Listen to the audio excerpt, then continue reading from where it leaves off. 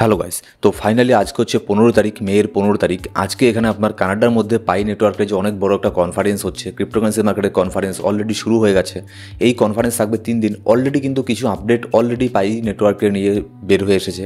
অনেক বড় একটা আপডেট আছে আজকের এই ভিডিওর মধ্যে, যার ফলে কিন্তু পাই নেটওয়ার্ক বর্তমানে যদি আমরা দেখি, এটা 24 নম্বর র্যাঙ্কের মধ্যে র্যাঙ্কিং করছে গোটা ক্রিপ্টোকারেন্সি মার্কেটের মধ্যে। হতে পারে ইন ফিউচারে এটা টপ 10 র্যাঙ্কের মধ্যে চলে গেল। এর প্রাইজের মধ্যেও বিশাল বড় একটা ইম্প্যাক্ট আমরা এখানে দেখতে পারি। তো কী সেই আপডেট, কি এত বড় একটা আপডেট এখানে বের হয়ে আসছে মার্কেটের মধ্যে, সেটা আমরা আজকের এই ভিডিওতে দেখে নেব। তো ভিডিও শুরু করার আগে ছোট্ট একটা ডিসক্লেমার দিয়ে আমরা এখানে শুরু করব। আপনারা এখানে দেখুন, পাই নেটওয়ার্কের যদি এখানে আমরা দেখি, গতকালকেও আপনাদেরকে আমি বলেছিলাম যে কানাডার মধ্যে 3 দিনের একটা ইভেন্ট হবে। 15 তারিখ থেকে শুরু করে 18 তারিখ পর্যন্ত, 15ই মে থেকে শুরু করে 18ই মে পর্যন্ত অনেক বড় একটা ইভেন্ট হবে। এই ইভেন্টের মধ্যে অনেক বড় বড় যারা ইনফ্লুয়েন্সার আছে, অনেক বড় বড় যারা সিইও আছে, তারাও কিন্তু এখানে স্পিচ দেবে, তারাও আসবে এই ইভেন্টের মধ্যে। এমনকি পাই নেটওয়ার্কের যে আপনার ফাউন্ডার আছে, যার নাম হচ্ছে ডক্টর নিকোলাসও কিন্তু এই ইভেন্টের মধ্যে স্পিচ দেবে, ঠিক আছে। আর সেই স্পিচ থেকে অনেক বড় বড় কিছু আপডেট এখানে বের হয়ে আসবে পাই নেটওয়ার্কের জন্য। অলরেডি সেখান থেকে একটা আপডেট এখানে বের হয়ে আসছে। যদি আপনাদেরকে আমি দেখাই যে আপনারা যদি বর্তমানে এখানে আপনার যদি মোবাইল অ্যাপটাকে যদি এখানে ওপেন করেন কিংবা ওয়েবসাইটের মধ্যে যদি যান এখানে পাই নেটওয়ার্কের, তাহলে এখানে একটা জিনিস এখানে দেখতে পারবেন, Pi network ventures investing 100 million in innovative startup. এর মানে কি দেখুন, এর মানে কিন্তু অনেক বিশাল বড় এর একটা মানে আছে, ঠিক আছে। এর ইম্প্যাক্ট মার্কেটের মধ্যে, মানে বিশেষ করে পাই নেটওয়ার্কের মধ্যে অনেক বড় পজিটিভ একটা ইম্প্যাক্ট এখানে পড়তে পারে।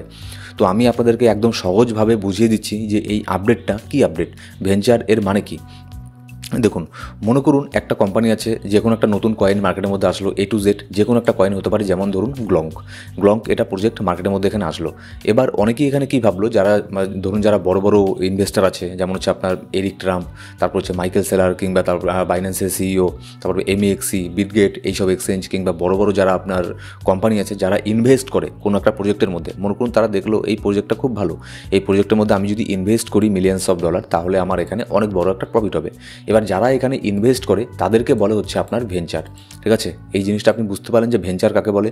তাদেরকে বলা হচ্ছে ভেঞ্চার, যারা এখানে বড় পরিমাণে ইনভেস্ট করে। 100, 200, 500 ডলার ইনভেস্ট করলে হবে না, মিলিয়নস অফ ডলার যারা এখানে ইনভেস্ট করে তাদেরকে বলা হচ্ছে ভেঞ্চার।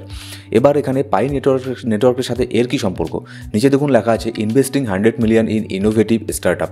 এবার পাই নেটওয়ার্ক নিজে একজন ভেঞ্চার এখানে হয়ে যাবে। মানে পাই নেটওয়ার্ক এবার কী করবে, অন্যান্য যে কয়েন আছে যেগুলোর মধ্যে পাই নেটওয়ার্ক দেখবে, অন্যান্য যে প্রজেক্ট আছে যেগুলোর মধ্যে কোনো পোটেনশিয়াল থাকবে, যেগুলো প্রজেক্ট ফান্ডামেন্টালিভাবে খুবই ভালো প্রজেক্ট থাকবে, সেই সব প্রজেক্টের উপরে পাই নেটওয়ার্ক কী করবে, 100 মিলিয়ন ডলার, এটা কিন্তু একটা দুটা ডলার না, ঠিক আছে, 100 মিলিয়ন ডলার। অনেক যে আপনার ক্রিপ্টোকারেন্সি কয়েন আছে সেগুলোর গোটা মার্কেট ক্যাপও কিন্তু এরকম 100 মিলিয়ন হয় না।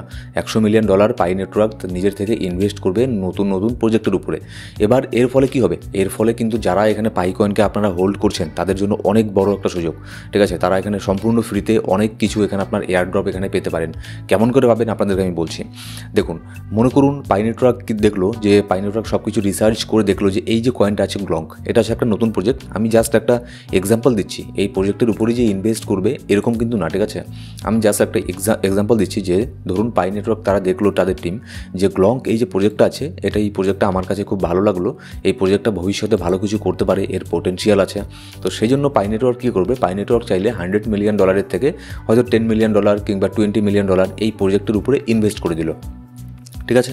কিন্তু এতে আপনার কী লাভ, ঠিক আছে, আপনার কী লাভ, এখানে আমাদের এটাই লাভ, যদি আপনি পাই কয়েনকে হোল্ড করেন, যদি আপনি এখানে পাই কয়েনকে হোল্ড করেন, আপনার এক্সচেঞ্জের মধ্যে হোক, যে কোনো জায়গায় যদি আপনি পাই কয়েনকে হোল্ড করেন, তাহলে এখানে কি হবে, যদি এখানে পাই নেটওয়ার্ক এই কয়েনের উপরে 20 মিলিয়ন ডলার ইনভেস্ট করে, তাহলে এই কয়েনটা যখন নতুন নতুন এক্সচেঞ্জের মধ্যে লিস্ট হবে, তখন আপনি এয়ার ড্রপের মাধ্যমে এই কয়েনটাকে পাবেন।